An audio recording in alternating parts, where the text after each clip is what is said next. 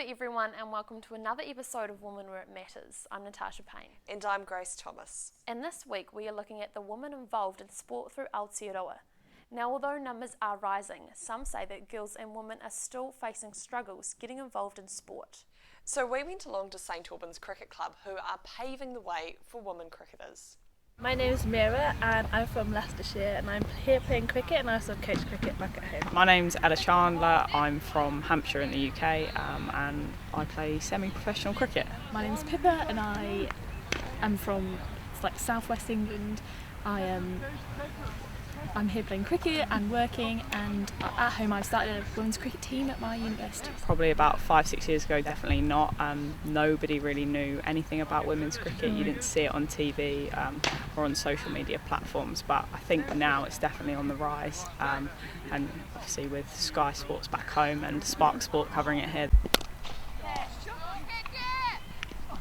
I think it's definitely more publicised, and because obviously all the professional, now with women's cricket becoming professional and semi-professional, it's way more out there, on TV and stuff like that.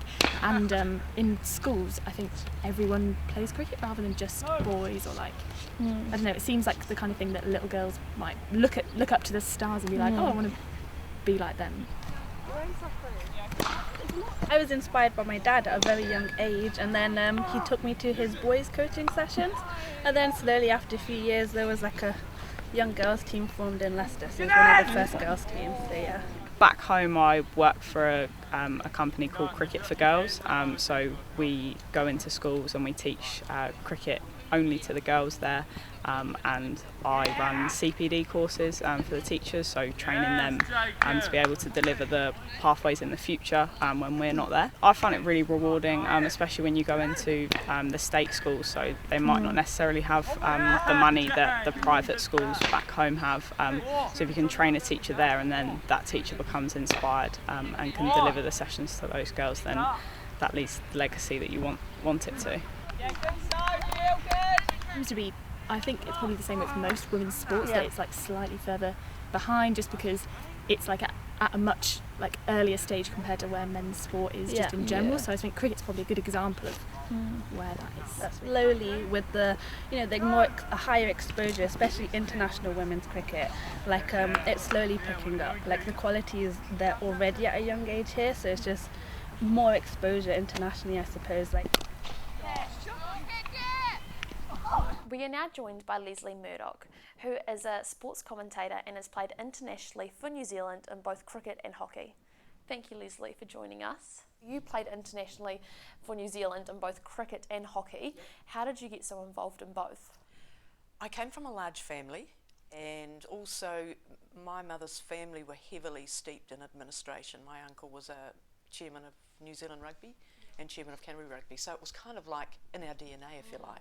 And that was going to be my next question. So as a child, you would say that you were encouraged and pushed to be involved in sports? Yep. We were always encouraged to play it, to be part of the scene, the hockey scene in the winter down at Hospital Corner, cleaning up afterwards, the little pavilion, sweeping it out, all that kind of volunteer stuff as well. It was all just seen as part of the deal. If you got to play, you then did something else for the sport. Yeah. When you were playing internationally for both cricket and hockey, did you find then that it was difficult for women's teams to get the right media attention and funding? Yeah, we never got anything. Absolutely. It was user pays to go for a start off, unless we were in the Olympic cycle. If we were in the Olympic year, they picked that up. New Zealand Olympic Committee. So 1980 we got picked to go to Moscow, but they pulled us out because of the political situation. But luckily I was still there 4 years later to go to LA, and they picked that up. But in between, any tours that we had, it was mostly self-funded. You might have got maybe 10-15% from the national body, but you kind of didn't think about it. Right. While we were playing it, we were engrossed in wanting to be the best that we could be, and I don't think we consciously thought about it to be an activist or anything like that, and that certainly came to me after I finished, that's what I wanted to do, and try and help pave the way, get better deals, and just get a bit of equality, really. When I'm in my cricket career, I think I've got one photo of me playing a shot, And that, you know, if that was an international male cricketer, there would have been heaps. Last year, a study showed that women are becoming more interested in sports, and that's including playing, coaching, and just a general interest as well. Why do you think that's the case?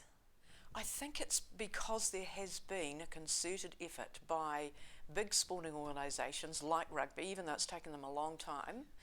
They have put money into it, and to get women on Sky TV regularly, not just as a one-off thing. Netball's always been fantastic at promoting women in society as leaders, but I think the rugby thing is huge, and cricket as well, going down the lines of giving contracts and just showing higher visibility for female athletes. I think that's had a lot to do with it. In the end, I actually think that women and girls are going to save sport in this country. They're going to keep the numbers going. You look at rugby clubs and cricket clubs in New Zealand, it's a struggle. But the swelling women and girls numbers will save that structure, I believe. There still is that drop that show that as soon as, especially in teenage girls, they get to, they reach puberty, they're in like those awkward times in high school where, they're worried about this and that and everything else, that they do drop off in sport. How do we fix that issue? Yeah, well, that's where the role model thing is really powerful. I truly believe in that. And I note it was a fantastic Facebook photo of Olivia McGovern, who's fullback in the Canterbury rugby team, at full stretch out, scoring a try, somebody tackling her on the back, and there was this girl, about 13 or 14, just peeking over the fence at Rugby Park and watching Olivia do that. And I think, that is a key role model. That's what young guys have had all their lives. They've had TV, they've had print, to look at their idols and say, that's what I want to be. Now, you're only one of a handful of NZ female sports commentators, and you do a sports show every week on News Talk ZB. Did you get any challenges or backlash when you first started out in that? Didn't get much opportunity. I mean, I would think that would be the biggest thing. I was on the periphery here in Christchurch. If you wanted to get somewhere, you really had to move to Auckland, and I was not going to be doing that. And I've just hung in there, really. And it's come late for me in a lot of ways, but hopefully we can pave the way for it to be a normal thing for women and men to commentate side by side. And it shouldn't just be women's sport or men's sport. Men have been doing women's sport forever.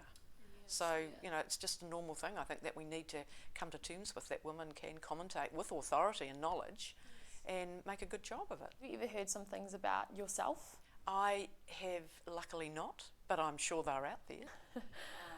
I'm absolutely sure they're out there, but I think some of the things that have happened to, a couple of high-profile women commentators over the last 2 years have been terrible. And that was a New Zealand thing, which is, it might shock some people, but I think we've got a bit of work to do in that regard. Last year, Forbes released the top 100 paid athletes, and they were all males. Do you think the pay gap between men and women athletes needs to be seriously looked at? Yeah, and that is really a difficult one. At the very top level of international sport, it is controlled by TV broadcast money and prize money, and I don't know how you influence that.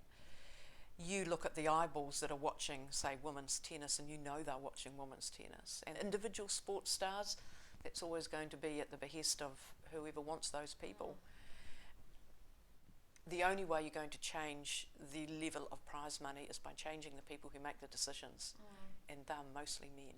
Yeah. So that's where it starts and finishes, really. Yeah. And what would you say to those people who say, look, female athletes aren't going to get paid as much because they don't get the advertisements, and basically they're just not as exciting to watch, because there are people out there who still say those things? Yeah, well, there will be, and I think they're growing a smaller number of people saying that. You only have to look at the Farah Palmer Cup and where that's come, the women's rugby competition in the last 2 or 3 years. The quality of that and what people like to watch. Men like to watch tries being scored. They don't like to see kicking all the time, and women don't kick the ball much. They keep the ball alive, and I know that there is a growing admiration for that game, and I think the skill level and the type of person watching that is, I think it bodes well for women's rugby. So I don't, I think it's people who say those things, those negative things, are ignorant really because they haven't actually watched the games. Awesome. Thank you so much for joining us today. Pleasure.